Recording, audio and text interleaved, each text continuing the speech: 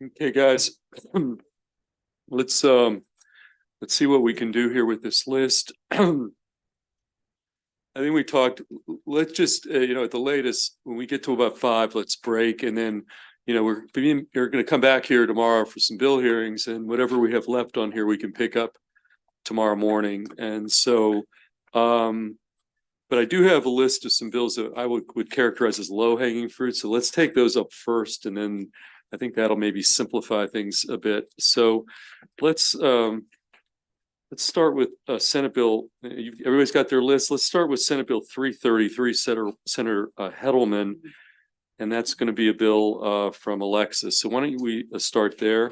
And Alexis, Senate Bill 333. Okay, there we go. Senate Bill 333, Housing and Community Development, Affordable Housing, Identifying Suitable Property. This bill repeals the requirement that Department of Housing and Community Development identify state-owned property suitable for affordable housing based on listed prescriptive factors. And instead, it authorizes them to consider certain factors in that identification. The bill requires the department to consider size, public utility access, ability for ingress and egress, and its identification. And it also gives the department the discretion to consider other factors.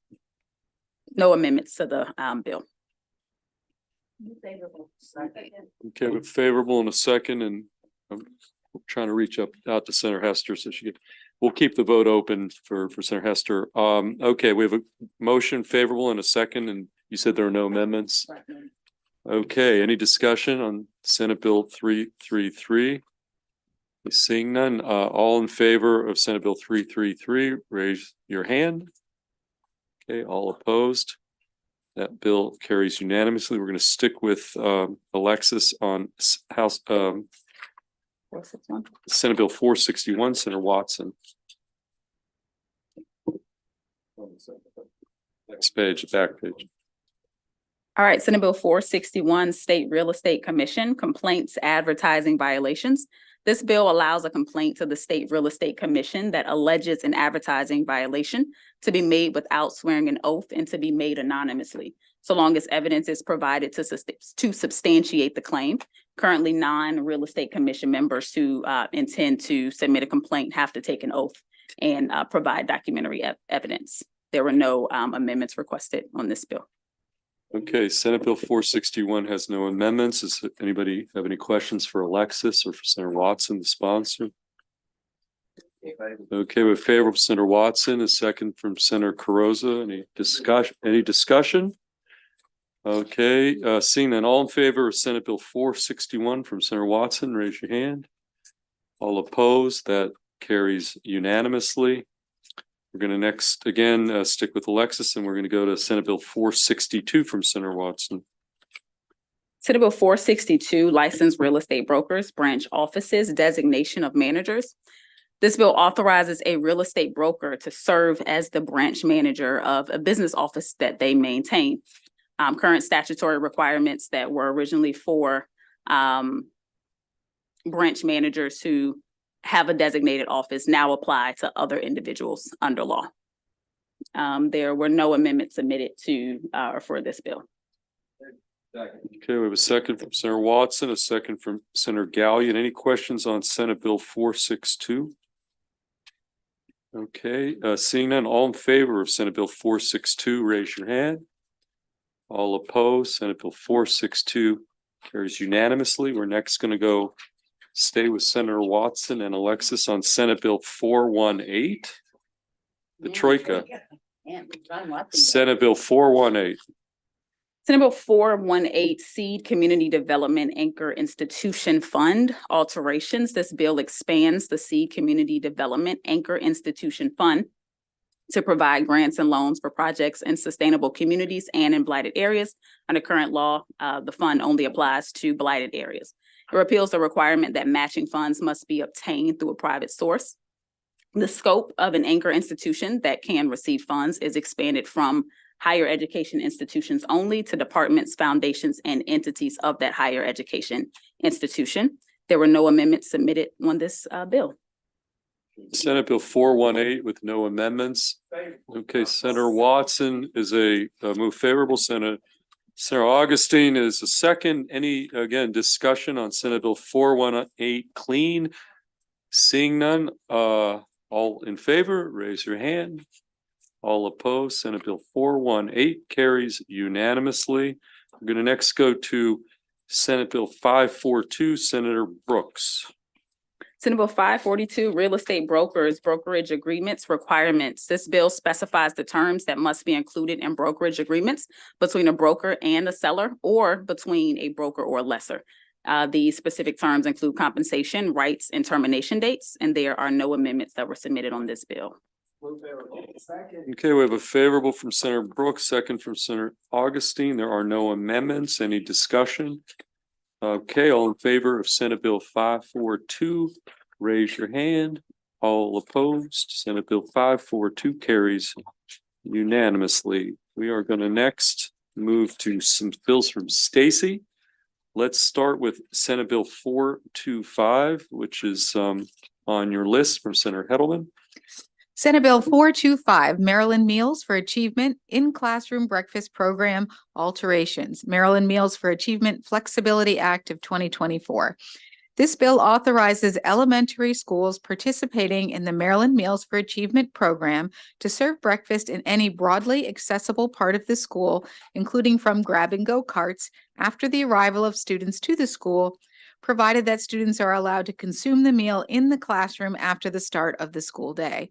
To do so, an elementary school must have approval from the Maryland State Board of Education and from its local Board of Education. The bill also clarifies that secondary schools that serve breakfast, including from grab-and-go carts after the arrival of students to the school, must serve these breakfasts in any broadly accessible part of the school. There are no amendments and there was no opposition at the hearing. Okay, Senator Augustine has a question for Stacy. Like to be added as a sponsor and Okay. Anybody else want to be on here as a sponsor? Okay, well, who does not want to be on here as a sponsor? Maybe that'll be simple. Okay, everybody wants to be on? Okay. Okay, here, raise your hand if you want to be on the here as a co-sponsor. I've got Lewis, Young, Watson. Okay, everybody but I see. Yeah, okay, yeah. Repeat that, just so we're clear. No, just joking. Okay, Lewis, Young, Watson, Augustine, Kagan, Feldman, Hester, Washington, and Brooks, and those will be added. Okay, all in favor of that sponsor amendment, raise your hand. All opposed? Okay, that carries. We have now in front of us the bill, Senate Bill 425, with that sponsor amendment in front of us. Is there a motion? Okay, the motion is favorable on the bill as amended. A second from Senator Kagan. All in favor of Senate Bill 425 as amended, raise your hand. Okay, all opposed, the bill carries unanimously. We will next move to Senate Bill 737 from our Harford County Senators. Stacy, tell us what Senate Bill 737 does. Senate Bill 737, Higher Education, Harford Community College Board of Trustees alterations. This bill alters the residency requirements for members of the Harford Community College Board of Trustees. Specifically, all members must be a resident of Harford County for the duration of the member's term. Further, beginning on a certain date, 3 members representing certain councilmanic districts must reside in those districts, and 3 others must reside in other specific districts, rather than requiring 1 member to be from each councilmanic district. The bill also specifies that only the president of Harford County Community College and the superintendent of Harford County Public Schools must meet twice annually to discuss issues of mutual concern, repealing the requirement to include the Harford Community College Board of Trustees and the Harford County Board of Education in those meetings. The bill makes a technical change to alter the name of the board to be the Harford Community College Board of Trustees in statute. On page 23 of your packet is an amendment offered by the sponsor, or Senator Gallion, and there's a reprint beginning on page 24. This amendment removes the requirements regarding residency in specific districts and just requires a member to be a resident of the county for the duration of the member's term. The governor is required to take into consideration, to the extent practicable, the geographic and ethnic representation of Harford County so that all segments of the population of the county are represented on the board.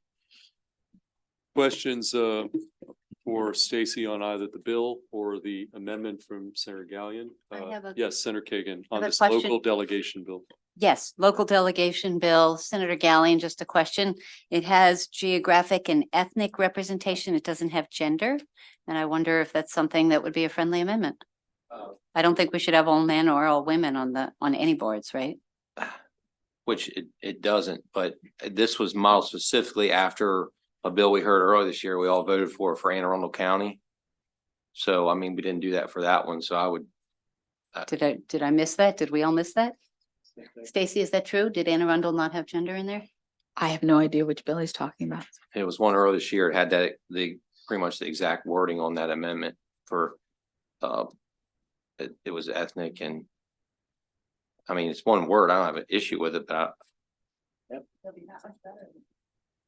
Okay, well, here, we have What's two. your pleasure? It's a we- local bill and it's your amendment. well, The the other, amendment at what was passed. I'd rather just probably leave it the way it was because the House delegation also voted on this exact same thing. So I think it would just muddy the waters and slow it up. So okay, what we could do this, I would suggest we move it along, take it to the floor. Maybe you talk to the House delegation. Is it already out of the House or it's, no, but they voted on it like over a week ago. okay. Well, So, I mean, maybe you talk to some of your House counterparts or so, whatever. I don't want to stall it here. And that could be a floor amendment, but why don't you keep the dialogue going? But I think we should just move forward with the delegation That's bill fair as is. And then if there, if appropriate, or not appropriate, if there's will to not muck this up, we can just have a floor amendment, the one word. So that said, any additional questions for Stacy? Okay, do I have a motion on the amendment? Let's start with the amendment. Okay, we motion to move second for Senator Augustine. All in favor of the Harford County delegation amendment, raise your hand.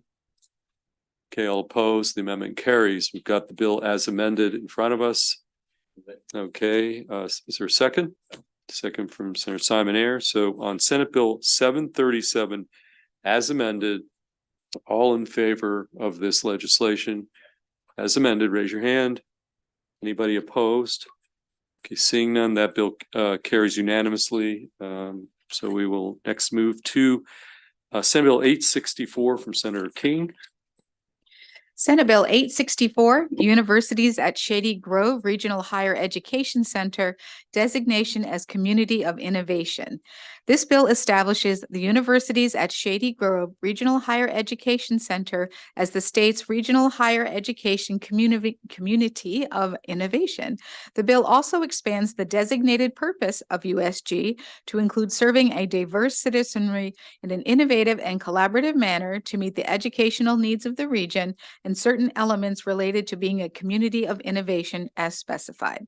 Funding remains as provided in the state budget, but the bill specifies that funding must provide a level of operating funding and facilities necessary to advance and sustain the purposes of USG as specified in the newly designated purpose. There's no amendments and no opposition. Okay, any questions for Stacy? Okay, is there a motion? Favorable. Got a favorable from Senator Kagan on this and a second from Senator Augustine. And again, we're on Senate Bill 864. There are no amendments. All in favor of the favorable motion, 864, raise your hand. All opposed, 864 carries unanimously. We're going to next move to some bills from DARA. And we're going to start back on the front with Senate Bill 135 from Senator Ellis. Senate Bill 135, work group to study funding for the Westernport wastewater treatment facility establishment. This bill establishes the work group to study funding for the Westernport wastewater treatment facility. There are no amendments to the bill and there was no opposition at the bill hearing. Got a favorable from Senator Augustine, second from Senator Washington. Any questions for Dara on Senate Bill 135? Okay, seeing none, all in favor, Senate Bill 135, it's clean, no amendments, raise your hand. All opposed, that bill carries unanimously. We're next going to move down to Senate Bill 299, which is a departmental bill. Dara, why don't you explain what Senate Bill 299 is? Senate Bill 299, Co-Smart Council duties and authority. This departmental bill expands the duties of the Coast Smart Council to include developing eligibility criteria, standards, and procedures for categorical exemptions from Coast Smart requirements for proposed capital projects that have been designed to include adaptation and resiliency features to prevent or mitigate damage to the maximum extent practicable. The bill also authorizes the council to recommend regulations for adoption by the Secretary of Natural Resources. There are no amendments. No opposition testimony was provided at the bill hearing. Any questions for Dara? Okay, see a motion anywhere? Favorable from Vice Chair Kagan, second Senator Brooks. Again, a favorable motion on Senate Bill 299 with no amendments. All in favor, raise your hand. All opposed. Senate Bill 299 carries unanimously. We're going to next go down to Senate Bill 367, which I believe is a bill we passed last session. And Dara, Senate Bill 367. Senate Bill 367, Natural Resources, Antlerless Deer Hunting Programs Authorization. This bill authorizes a person to receive a raffle ticket for each antlerless deer hunted by the person during a raffle program that is held in January, as its objective the hunting of antlerless deer, and was previously held at least once from January 1st, 2020 through January 30th, 2024 inclusive. There are no amendments and there was no opposition at the bill hearing. My recollection is last year, I don't recall this passing unanimously or anything else. So this one we'll have to do a roll call. I just want to make sure. Any questions though, before we do a vote, any questions for Dara? Again, we did pass it last session, but I don't recall exactly. I know we had some discussion and that the like. Okay.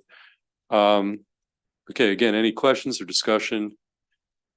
Okay, seeing none, well, let's just do a roll call. 779. Yes, so just for everybody's reference, this was Senate Bill 799 last year. If you wanted to, okay, this bill, this year it's Senate Bill 367, but last year it was Senate Bill 799. 779. Oh, I'm sorry, 779. Yep. I mean, Can we?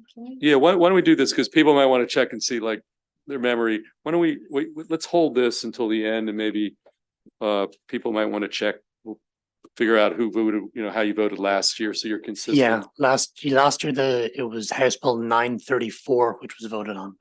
Do you When it have came over the here. vote just I have the vote in front of me. from this Yeah. committee? Okay, can I just ask him, what was the vote? Last year it was 9-2. It's probably quicker for me just to say who voted against the bill. I think it's That's- public record. You can just say it. Who were the two dissenting votes? Senator Kagan and Senator Lewis Young. Okay, okay, does that give everybody enough information to actually take a vote? Okay. Okay, second, we got a motion from from Senator Gallion. Is there a second? Senator Simon Erica. Let's do a roll call. Everybody knows how they voted last session. So Lemuria, let's take the call. All right, Senator Kagan, No. Senator Kagan, no, Senator Augustine. Senator Augustine, yes, Senator Gallion. Yes. Senator Gallion, yes, Senator Watson. Yes. Senator Watson, yes, Senator Lewis Young. No. Senator Lewis Young, no. Senator Brooks. Yes. Senator Brooks, yes, Senator Carozza. Yes. Senator Carozza, yes, Senator Hester. Yes. Senator Hester, yes, Senator Washington. Yes. Senator Washington, yes, Senator Simon. Yes. Senator Simon, yes, and Senator Feldman. Yes. Yes, that carries Yes. 9-2. We're gonna next go down to Senate Bill 533 on the next page, Senator Gallion's bill. Senate Bill 533, Dara, why don't you tell us what that bill does? Senate Bill 533, Fishing and Hunting Licenses and Trout Stamps, Complementary Licenses and Stamp Exemption, Veterans Determined to be Unemployable. This bill authorizes the Department of Natural Resources to issue a lifetime complimentary angler's license, a lifetime complimentary Chesapeake Bay and Coastal Sport Fishing license, or a lifetime complimentary hunting license to either a Maryland resident who certifies that the resident is an American veteran who the U.S. Department of Veteran Affairs determines is unemployable, or an out-of-state person who certifies that the person is an American veteran who the Department of Veteran Affairs determines is unemployable and whose state of residence extends similar privileges. There is one amendment to this bill. I apologize, it is not in your package because there's actually a drafting error that I just caught today. It corrects a cross-reference within the bill. Okay, we have a question from Senator Chair. Kagan. Uh, Yes. For two reasons then, both because we don't have the amendment, and I already talked to Senator Gallion and to his cross-file delegate, Michael Griffith, and he and I were texting, but it was Valentine's Day last night, so we did not connect. I'm not trying to mess with the bill. The question was about mental health, and sometimes unemployable today might not be unemployable in a year or something. And so I just wanted to have the conversation with the good delegate. So Okay. to buy us time for Dara and for me to have the conversation, even tomorrow, I suspect Okay. is fine, if Well, that's okay. let's hold Senator? it and then Okay. let's thank hold the you. bill and then if it gets resolved, we can just put it on the list, a list tomorrow after our bill hearings. And again, that will apply to some of these other bills too, if we want some more conversation. Okay, that is the low hanging fruit bills. Now let's take on some bills that might require a little more conversation, starting with Senator Kagan's bill on the top at Senate Bill 29, special elections. Stacy. Senate Bill 29, Special Elections, Procedures, and General Assembly Vacancies and Ties. This proposed constitutional amendment, if approved by the voters at the next general election, requires that special primary and general elections be held to fill a vacancy in the office of, or to resolve a tie for, election as state senator or delegate, unless a vacancy occurs during the year in which the General Assembly is elected, in which case the vacancy is filled by appointment. Contingent on the passage of the proposed amendment and its ratification by the voters, the bill amends statute to establish procedures for special elections, which must be conducted by mail, and codifies certain existing provisions governing special elections conducted by mail. Also contingent on the approval of the proposed amendment, the State Board of Elections and the Department of Legislative Services must submit a specified 2028 report. There is one amendment, and it's a packet separate from the larger packet. And what this amendment does is it conforms the provisions in the bill to House Bill 412 and requires that a special election be held at the same time as a regular statewide primary and general elections held during the second year of a term, which is a presidential election year, to fill a vacancy in the office of delegate or senator in the Maryland General Assembly if the vacancy occurs on or before the date that is 55 days before the candidate filing deadline for the regular statewide election. And it further authorizes individuals who are appointed to a vacant delegate or senator seat and are required to run for the special election, but only if they're appointed within 3 months of the first day of the legislative session during a presidential election year, which is when a special election would occur under the constitutional amendment. This particular candidate would be allowed to receive, solicit, deposit, or use contributions from other special election candidates, slates, or caucus committees during the legislative session. Okay, Senator Kagan. Thank you, Mr. Chair.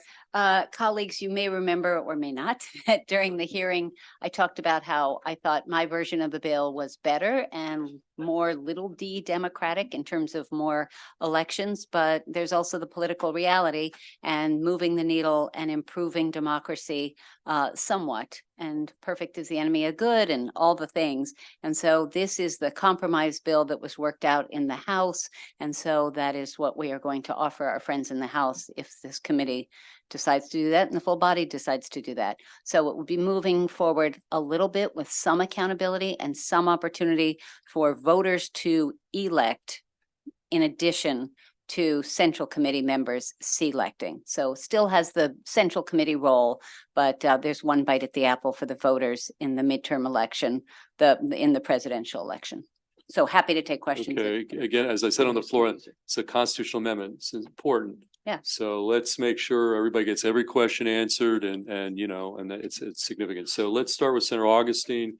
either for Senator Kagan or for Stacy, and let's just flush it out. Thank you. So it just, is this the bill that we voted on if we were here a couple of years ago? Yes. I mean, basically we all, because it was like 45-0. Yes and no. Okay, tell me what's different. Sorry, Stacy. Yes, so she's generally yes. The one addition was the fundraising piece. So if someone was just appointed today, and is a new delegate today in, let's say, the House of Delegates, and the primary election is May 14th. They can't raise money in They can't raise any money. So they start off with zero. They don't even have a campaign account. And so just during here, just as our friends who are running for Congress have a loophole that they can raise money for a federal election, this would be just the so narrow concept of allowing them to receive money, even though the rest of us can't because it's the legislative session. Yeah, let's clarify. I want to clarify, Yeah. you cannot This is- fundraise, you cannot Right. hold a fundraiser, you can only accept and use contributions from specified individuals, and that would be a slate. If you're a member of the slate, Yes. any of the members on those slate, you could use and get contributions from them, from a caucus committee. And what was the last one in there? Other colleagues, yeah, there are a couple of, right. And an authorized candidate campaign committees. So you couldn't Right. go and ask for individual donations from the public, only from those Right. only from those entities. So it's not from lobbyists who are asking for your vote on a bill. So it's only citizens helping elect Cheryl Kagan can give money to new delegate, new Right, senator, that right. kind of thing. No, I understand that part, Okay. but I mean, but someone else can raise money at that time, right? So a person Someone is else can. still, yeah, if they're not in, if they don't win the position, like they're not in the position, now you got a special election and the person is prevented from raising money. Right? I mean, they get this other. No. So let's say we're two humans, we're not senators, okay? We're two humans who both were going for an appointment to an open seat. Okay, And let's say he gets chosen and I don't. I can raise anything from any amount of, any. yeah, that's what I'm saying. Right, but he can't because he's in office. So this amendment would allow him to be able to get money from colleagues, from the slate and all that, because otherwise I can raise a ton of money and take him out, and the Central Committee's choice would have a way tougher race potentially if he's not allowed to raise or receive anything. Does that make sense? It's still Yeah. like, I understand. I mean, what you're saying is it's like half the loaf, right? I mean, because the person's can't. And then they're beholden, by the way, too, to sort of like slate committees and, Two colleagues, yeah, I mean. to the Democratic majority, to the speaker, to their senator. Let's get this out, because I have to just add, because, I had this very issue, we've had in prior iterations of this bill in prior years. This fundraising issue actually is like a new, like it was basically, sorry, but you're now a delegate, you can't raise. So I think this is an issue for discussion. This particular amendment, the rest of us, Is what we the voted first for. 2 years you have to stand, it's still, that's actually been the same. It was raised in the House side. I'm just going to be candid. No, So, who raised it? or you raised it. raised Well, it. it's been raised Yeah. about the disadvantage. But I think this is one of the legitimate issues that we is worthy of some discussion about. If I could just say one more word about it. Sure. So for people who want their Central Committee members to stay influential and powerful, which is this version of the bill, it would be too easy to take out the Central Committee's choice with anyone who has unlimited fundraising opportunity against an incumbent who can't raise a dime without this amendment during One session. more point is that, again, there's a timeline issue here. Yeah. So for example, if you were appointed the first year of a term, then you would be prohibited during session from Right. raising, because you would have additional time in order to establish a campaign finance account and do that. So you would have the value of the incumbency, plus you have the time to establish that. This is for the very small number of candidates who might be appointed within that small window of time, 3 months, anytime within 3 months of a legislative session in the second year of a term. Before Yeah, a but we primary. have that right now. I mean, we literally have our colleagues who, so our colleague. But they're not on the ballot. But they would be under this, wouldn't they? They would be, which is So- why we need. So what I'm saying is, and I'm not trying to hold this up or whatever, but I'm just trying for my understanding. So a colleague resigned in November. A colleague of ours resigned in November. And Mhm. so we have a new, Mhm. new member, right? Wouldn't they at this point fall into this category that you're talking about? Because in this instance, the primary is so close too. It's May, whatever. They would only have, once we got out, like whatever, like a month or something like that. Correct? Am I wrong? So No, you're not wrong. And as long as they filed, I mean, they have to meet 3 qualifications. They have to be appointed in that time frame. They have to file for the special election and that's it. So my delegate, my new delegate, Ryan Spiegel, who succeeded Kumar Barve, I think he was appointed in August, July, something like that. He started raising money. He had a big fundraising event, and he is now precluded from raising money just as we all are. If this were the law, he would still be precluded from raising money because he had 4 months or 5 months to raise money. But I think Kent Roberson, I don't know, the Melanie Griffith's successor after Nick Charles, that person whose term started 20 minutes ago, that person would be seriously disadvantaged if they were facing a May primary. And they would only have a few weeks after we adjourn and until the primary to try to raise money, run a campaign, and win re-election. And so that's why this opens the door just a little bit. I'm not disagreeing with you, Yeah. Senator. I'm just trying to get to the bottom of the challenge of what we're setting up. That's all. I mean, I'm not disagreeing with you, and I understand that you're trying to help provide for the person. I'm just sort of taking in the challenge of someone who ends up getting appointed, and it's particularly acute when we move our primary up so close Mhm. to, Right. like, that's like, Yeah, so let me suggest this clearly. So let's get all the issues My out. bad, This I'm might done. be, this is what I think I'm gonna suggest on this one. Let's get all the issues on the table so everybody understands. Because we're gonna maybe have to take some votes on component parts, maybe this one. Let's hold this till tomorrow. We got time. I just think this is an important topic area, and I want to make sure everybody, whatever concerns, questions, and might have some dissenting points of view on some of these component parts of the amendment. So that said, let's go to Senator Gallion. The fundraising component thing is clearly one that's Thank you, worthy Mr. of Chair, and Senator Augustine asked a lot of what I was going to ask, but I just want to make sure I'm perfectly clear on this. So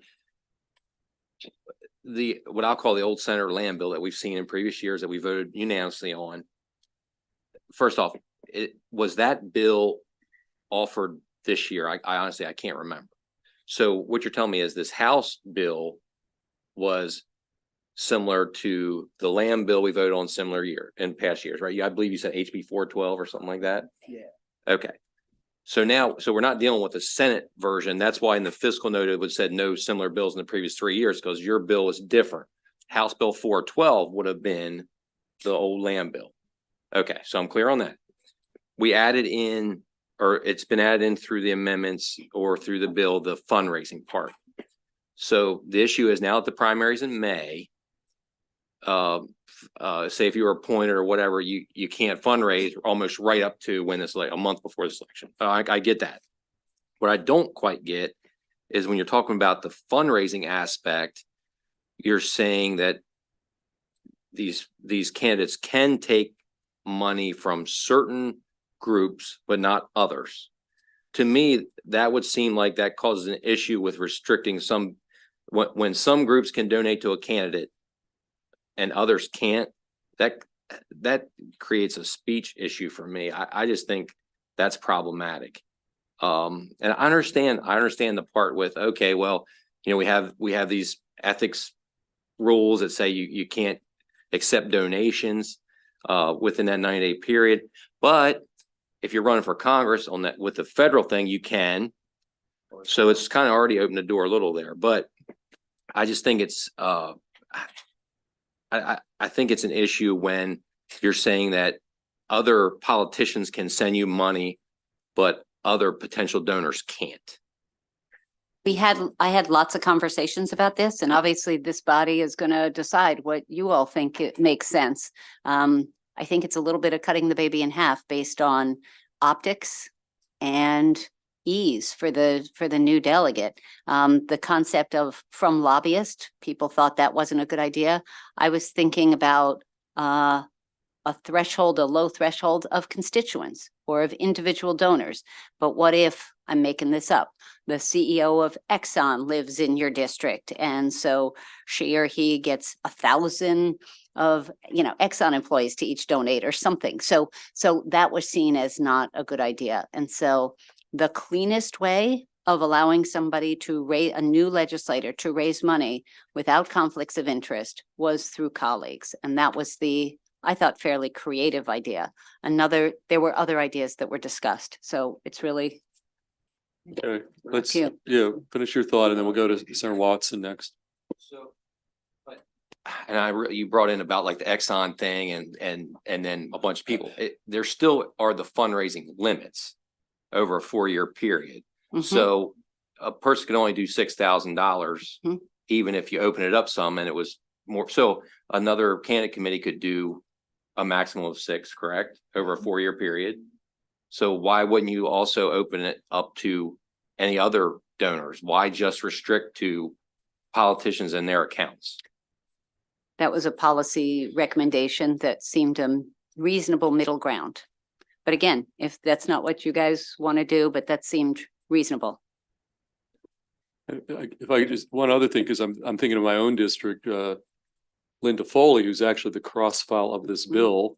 She got appointed for Kathleen Dumais, went to become a judge in year 4, just entering the 4th year of the term in December, literally. And then she was, but the counter argument is, okay, now you have incumbency, and that's a huge advantage. And therefore that, kind of count. And she, she won handily. So with even subject to a prohibition on fundraising. So there's definitely some arguments on both sides of this. I absolutely see it that way. Senator Watson? Yeah, I've kind of gone full circle. First, let me make a statement. I was elected by the Central Committee to serve out Senator Peters' remaining term. And I use that term very specifically because I remember contacting Dia to see if I could put that on my signs, because I was elected, not selected. And I just think you throw these terms around and they're incorrect. Number one. Number two is I would have been able to come in and immediately get funding from the Senate caucus, right? If they chose to fund. And I think that takes away my independence, because now I feel obligated to do whatever the Senate president wants, whatever the Democratic Party wants, no matter what I specifically feel about an issue. And so the whole purpose of not taking money during session is to not be unduly influenced. And I think this does. It's just who else is influencing you at this point. And so I thought I appreciate the comments that you all raised, but I still have an issue being able to raise money during session.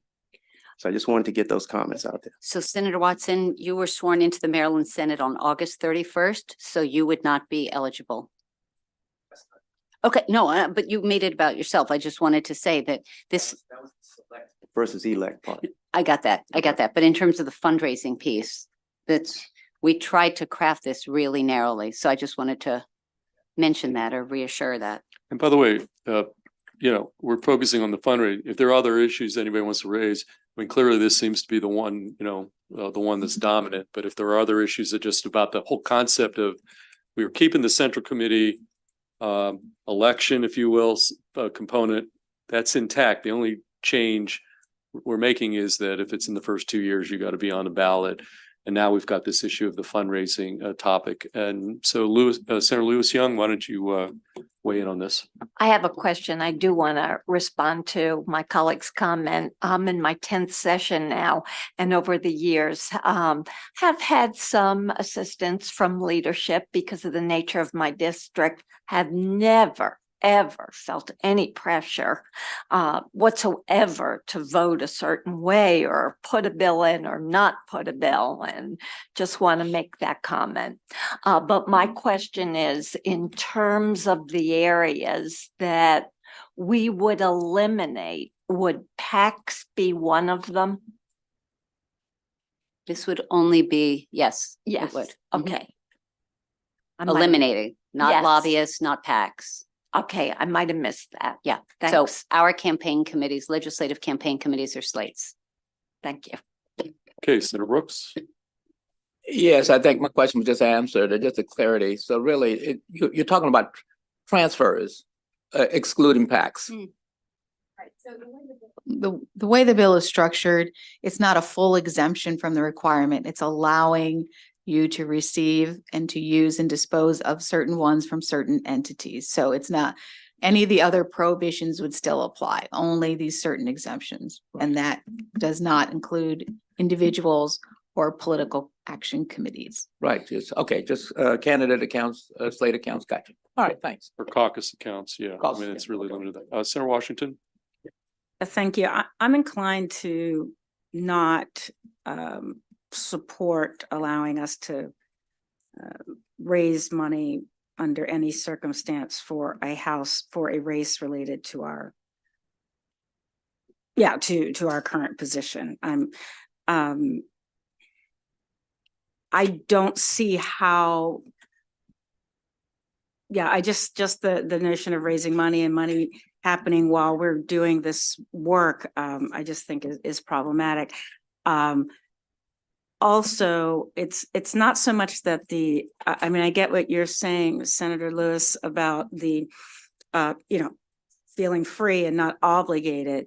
But I think I did hear a term about senators that we want to still be able to influence the outcome. And we are influencing the outcome by giving $6,000 or $5,000 to our chosen candidate while we are in office, and that person they themselves may have obligations or feelings. I just think it's, so still working it out. I'm glad we're not voting today, but I'm inclined to be uncomfortable with this as a negotiated solution. Okay. Mr. Chair. Yeah, absolutely. I'm hearing a lot of discomfort on the fundraising piece, and I think that's a small part of the bill. And I think this year it would affect maybe 2 legislators out of 188. And so if this body just thinks that's not value added or creates bad optics, maybe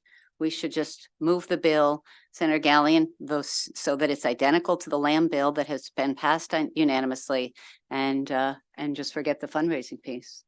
Okay, well, let's have a conversation about that. I mean, I was suggesting, people want to have it percolate, or another option is scrap this whole fundraising component and just move the rest of the bill, which basically you get first year, 2 years, you get in, you're gonna have to face the voters in the presidential midterm, and that's basically in effect what the bill does. So again, just let's have a discussion. If there's a will to do it, we can just roll out the bill and without that amendment. Any conversation, or you still want to give some thought and come back maybe tomorrow and take a vote? Senator Carrozza? So we've had an extended discussion on the one piece, and then if you did pull it back and just take off the fundraising piece, I would still like the opportunity to talk to my locals about this. Okay, anybody else? Senator Washington, do you want to weigh in? Okay, I just feel like it's a constitutional amendment. I mean, I don't want to rush anybody into anything that they're not feeling comfortable with. So I still think let's hold it. And on the fundraising component part, between now and tomorrow, just give Senator Kagan or Stacy what you really think, and then we'll kind of know, I think, where we are. Senator Lewis Young.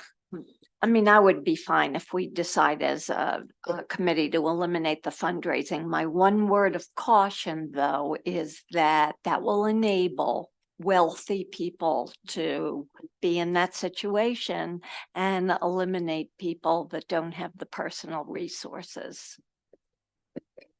Okay, any other thoughts, issues, questions, but everybody understands the mechanics of the bill, how it would work. Yep. Yeah. I mean, it's interesting that everybody wants to frame this around money. Let me just tell you, there was no way I could have ever had the money to beat Joe Valerio. It was about just getting out in the community and working. I find it hard to believe that somebody would be appointed out of nowhere with zero name recognition that hadn't done anything in the community. But the conversation is just, money, money, money, and this person's going to get an advantage. I'm not buying it. Okay, well, everybody's gonna sleep on it. We're gonna hold it. And we already have another bill we've held. So when we're done with the bill hearings in the morning, we'll take up a couple bills. This will be one.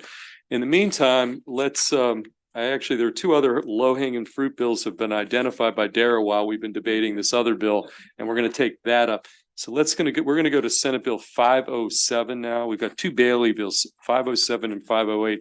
Dara, why don't you explain Senate Bill 507? Senate Bill 507, special Chesapeake Bay and coastal sport fishing license, non-residence license fee. This bill increases the annual fee for a special Chesapeake Bay and coastal sport fishing license for non-residents from $50 to $100. Senator Hester has requested to be added as a co-sponsor. There are no other amendments and there was no opposition at the bill hearing. Okay, any questions for Dara? Yes, Senator Gallion. I think it was brought up at the bill hearing, just so clear before we vote on this, because I know fees are a hot topic this year in the General Assembly, but these would be on non-residents, both these bills, I believe, and also I think it brings us more into line with what other, like if a Maryland resident went to another state, they would be paying, it would be more in line with what would be paid, correct? Why don't you confirm that? That is correct for it. So I looked at Virginia, for example, and there is a discrepancy between licenses for residents and non-residents there. We got an amendment. Okay, Senator Simoner has a question though before we do that. Yeah, just talk on the bill. The deer one, I think I'm okay with because they've shown that they want to try to stop as many people coming in from other states so our residents can hunt them. But this one, I didn't see any compelling reason to raise it other than other states do it and we can raise more money. I just have a fundamental disagreement of raising more money, taking it out of their pockets and putting it in the government, in state or out of state. I would have been comfortable voting on the bill if they would have said, let's reduce the in-state by $10 and then we'll increase the out-of-state. And then you actually benefit the Maryland, and it's not about raising money, but just raising $500,000 just because you can just goes against my philosophy. Okay, additional. That I'd support it. It's a committee can do what you want. Okay, is this, okay, I think we had a motion on the amendment and a second from Senator Washington. We're just gonna do a roll call on this one. Okay, so all in favor of the amendment, raise your hand. All opposed?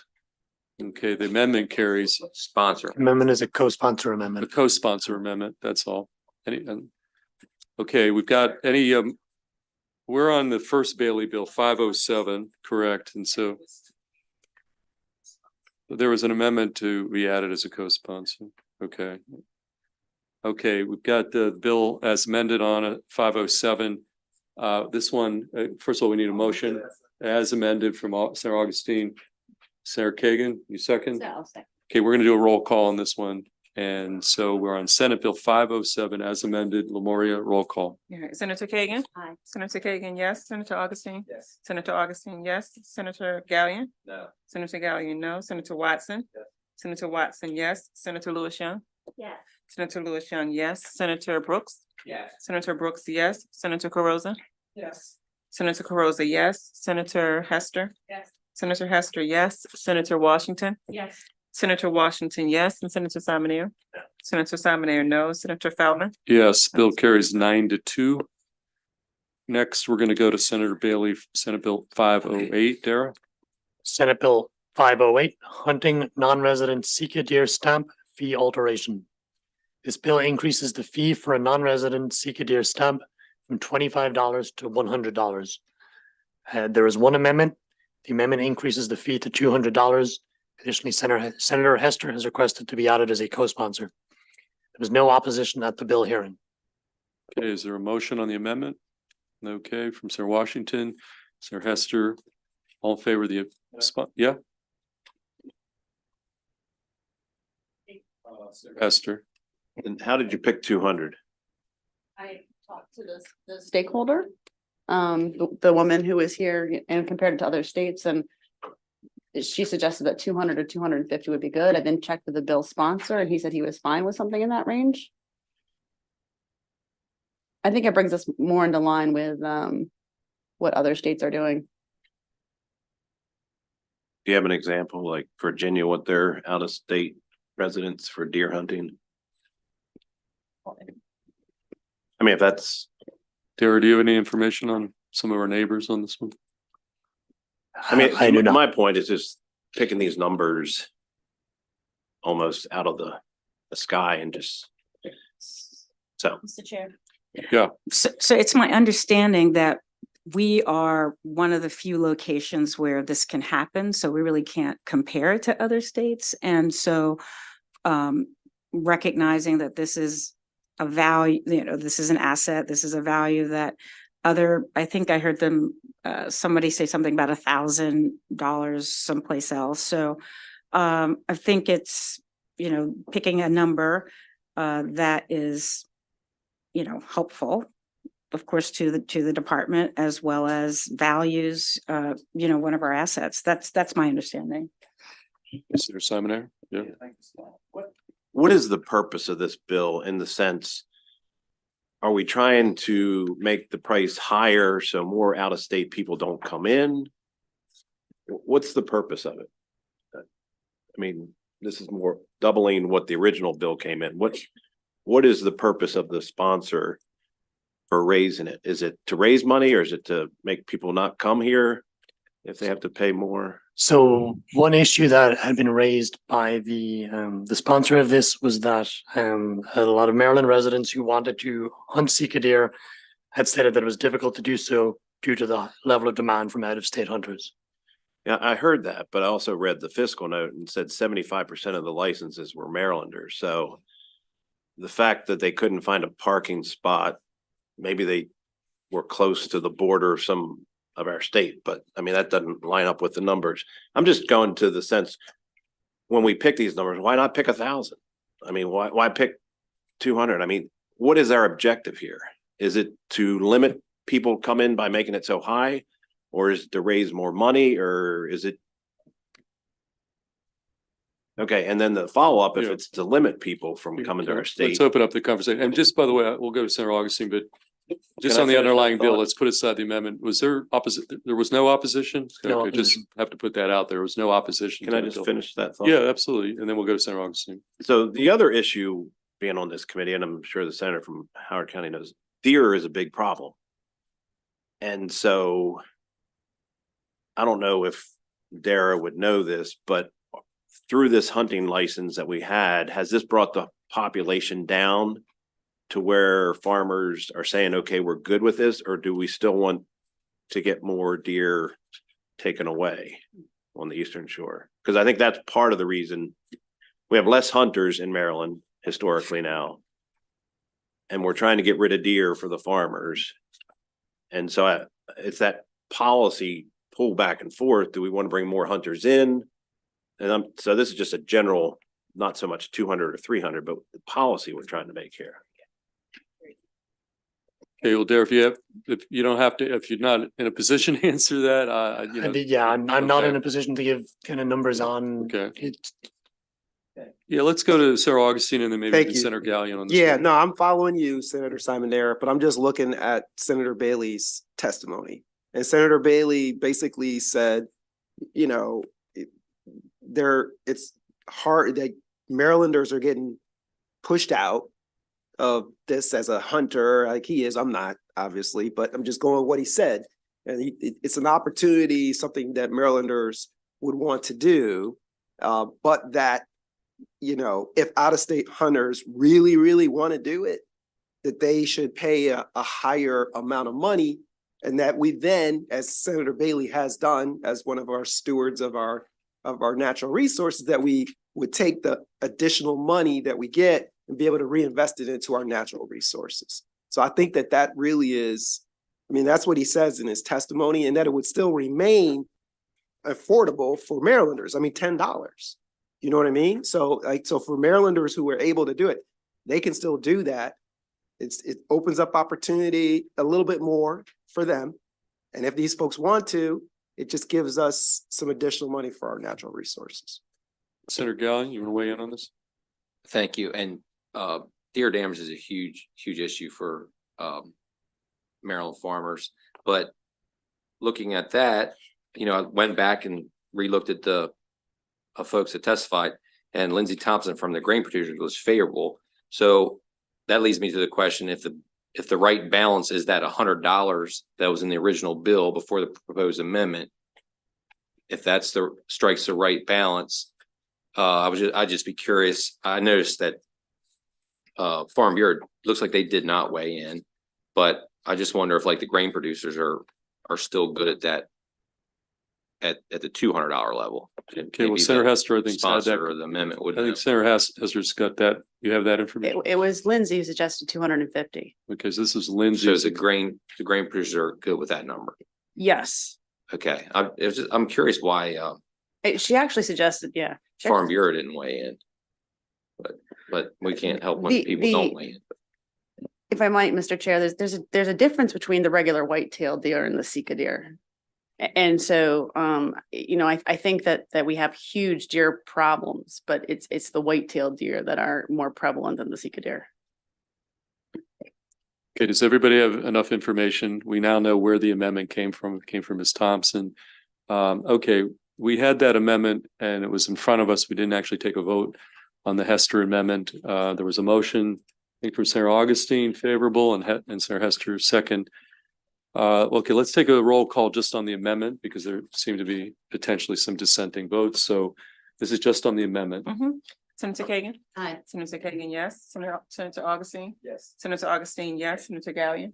Yes. Senator Gallion, yes. Senator Watson? Yes. Senator Watson, yes. Senator Lewis Young? Yes. Senator Lewis Young, yes. Senator Brooks? Yes. Senator Brooks, yes. Senator Carosa? Sorry. Yes. Senator Carosa, yes. Senator Hester? Yes. Senator Hester, yes. Senator Washington? Yes. Senator Washington, yes. Senator Salmonair? Senator Salmonair, no. And Senator Feldman?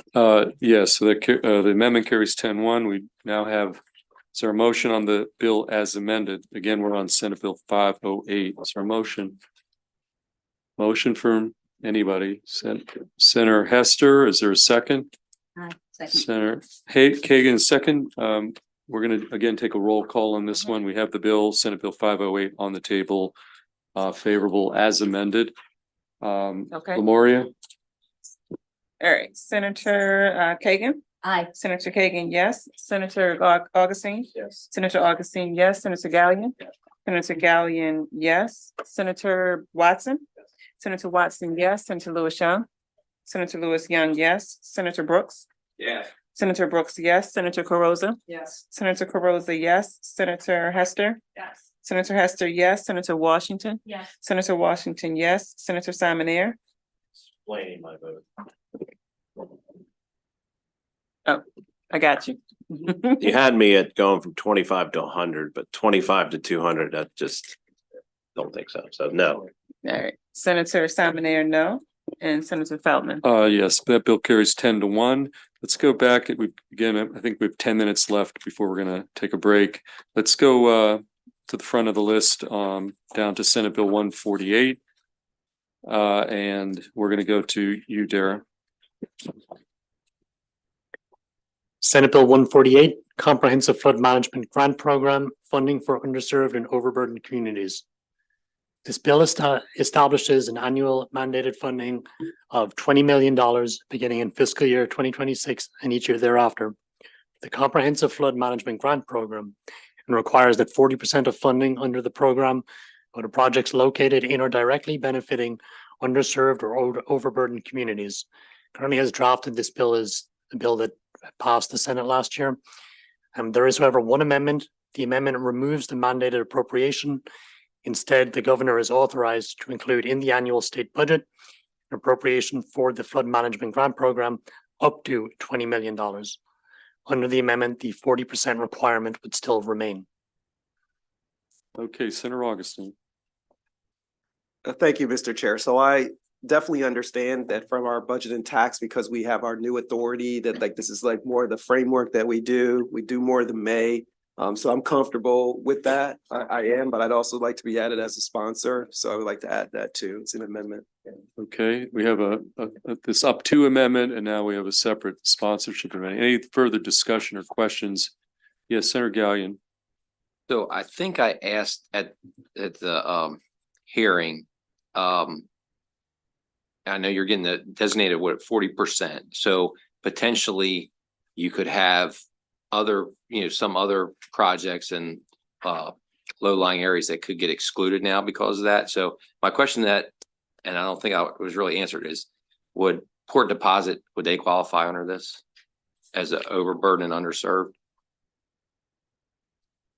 Okay, I asked that in the hearing and I never heard back. I was just okay. I do know, No, go Are on. they? so I do know probably based on what I know about that area, it would,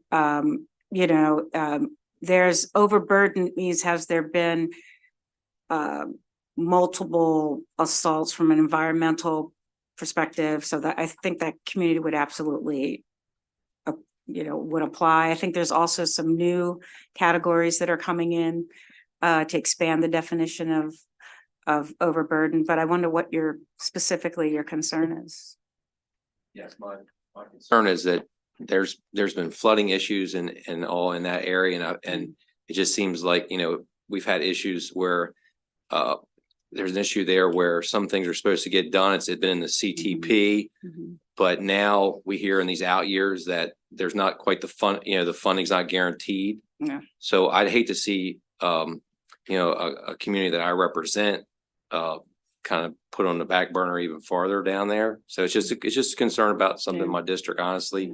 Okay, I mean, look, again, So, I want everybody to have as much information on any of these bills. If that's something that's important to you, let's find out an answer. So let's put that on hold and we'll find an answer to that. We're not jamming anything out of here right now that unnecessarily. Okay, let's go, Stacy. Let's see with the time left. Let's go to 160, Senate Bill 165 from Senator Hedelman. Can we hold that till tomorrow, please? Okay, we're going to hold that bill, Senate 165. Let's go next to Senator Hester's bill, Senate Bill 180. Okay, Senate Bill 180, public and non-public schools, auto-injectable epinephrine and bronchodilators, use, availability, training, and policies. I think everyone is familiar with this bill. This would be the second time it's come through. Senator Hester has worked with the Maryland Department of Health on some amendments, which you'll find on page 4 of your packet and a reprint beginning on page 6. What these amendments would do is clarify to reflect that the designated school personnel versus designated volunteers may administer a bronchodilator after training. It requires the Maryland Department of Health in consultation with county boards instead of county boards themselves establishing the policy to implement the provisions of the bill. It adds a provision to the policy requirements to include procedures for recognizing and administering a bronchodilator based on the severity of symptoms being experienced by the student. The Maryland Department of Health expressed concern that respiratory distress was the symptoms were on a spectrum versus anaphylaxis, which came out as an emergent situation. It clarifies that certain reporting and documentation requirements apply only to administration of a stock bronchodilator and not for students who have a prescribed bronchodilator. And it strikes language that may be interpreted to allow individuals to make a diagnosis of asthma for a student experiencing certain respiratory distress symptoms. Okay, Senator Hester, do you want to add anything to what Stacy laid out? A couple conversations with the House sponsor and the Department of Health. And I think some of the sticking points for them were that they didn't want like any school volunteer to do this. They wanted it to be a designated school personnel. So we did that. The health department also wanted to be developing the policy. And so we've got them now developing the policy. The other thing that I think was a key sticking point for them was around some of the language around diagnosis, which we've taken care of. And they are now happy with it, and so are the advocates. So I don't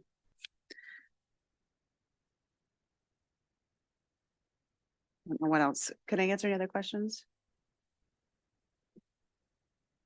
Okay, Okay, do you want to move your amendments? I would move the amendments. Is there a second? Second. Second from Senator Kagan. Okay, any discussion about these amendments? Yes, Senator Carrizo. So I'm trying to go back to reconstruct the hearing. So one of the issues was, the concern of who would be doing the injection. So that's been addressed in the amendments. But the Maryland Association of Boards of Education, do we know where they ended up? I think was it a letter of information? Were they opposed? Do we know do we have any conversations with them? Council, did they put out anything in the beginning, the boards of education? It was the school nurses. The school nurses feel like only school nurses should do this. And I think we met the Department of Health, felt reassured once it was school personnel. I'm not sure that the school nurses are 100% happy with it, but I don't think they will ever be. Okay, Senator Carrizo, Senator Watson, while Senator Carrizo is looking at her notes, Senator Watson, questions? Yeah, just a quick question. Does this in any way put any kind of liability on the school if done incorrectly, if they give a dose to somebody who, based on their training, they think needs it and really doesn't? I think. So there is a limitation of liability Okay. for individuals who do perform, who administer this in accordance with the provisions of the bill, and they're not grossly negligent or in willful violation of the provisions of the statute. Any additional comment on that? Watson question? Okay, is that good, Senator Watson? Yes. Okay. Well, we have the favorable motion on the amendments. Just before we take up a vote on the amendments, I'd like any further discussion, questions, et cetera. Okay, well, all in favor of the Hester amendments, let's raise your hand. All opposed? Okay, the amendments carry. Is there a motion on Senate Bill 180 as amended? Senator Hester has a motion amended. Is there a second? Senator Kagan. Okay, discussion. All in favor of Senate Bill 180 as amended, raise your hand. All opposed? That bill carries unanimously. And so why don't we break right there? And my count, we passed